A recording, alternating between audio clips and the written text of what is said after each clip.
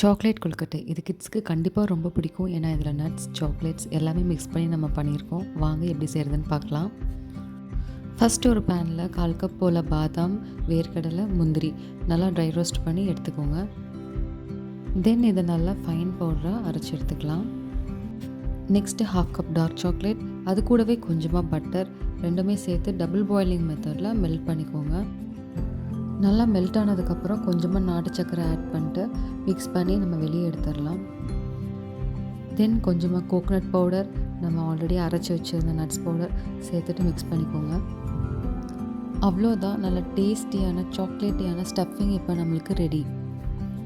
Next நம்ம கொழுக்கட்டைக்கு மாவை ready பண்ணிக்கலாம். அதுக்கு ஃபஸ்ட்டு 1 கப் கொழுக்கட்டை மாவு, கொஞ்சமாக கொக்கோ பவுடர், 1/4 டீஸ்பூன் போல் உப்பு சேர்த்துட்டு கொஞ்சம் கொஞ்சமாக சுடுதண்ணி ஆட் பண்ணி நல்லா மாவு மாதிரி பிசைஞ்சுக்கோங்க.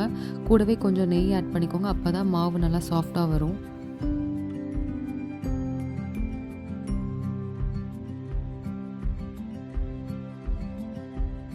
மாவை 2 பக்கம் நல்லா அழுத்தி வச்சுட்டு நடுவில் நம்ம பண்ண ஸ்டஃபிங்கை வச்சு க்ளோஸ் பண்ணி எடுத்தால் அழகாக இந்த மாதிரி வந்துடும். இது போல் நம்ம எல்லாமே ரெடி பண்ணி எடுத்துகிட்டு இட்லி பாத்திரத்தில் ஒரு 10 நிமிஷம் வேக வச்சு எடுத்தால் போதும். டேஸ்டியான சாக்லேட் கொழுக்கட்டை நமக்கு ரெடி. டேஸ்ட் நிஜமாகவே ரொம்ப நல்லா வந்திருந்ததுங்க. வீட்டில் கண்டிப்பாக ட்ரை பண்ணி பாருங்கள். யாருக்கெல்லாம் சாக்லேட் டேஸ்ட் பிடிக்குமோ அவங்களுக்கு இந்த கொழுக்கட்டை கண்டிப்பாக ரொம்ப பிடிக்கும். ட்ரை பண்ணி பாருங்கள். தேங்க்ஸ் ஃபார் வாட்சிங்.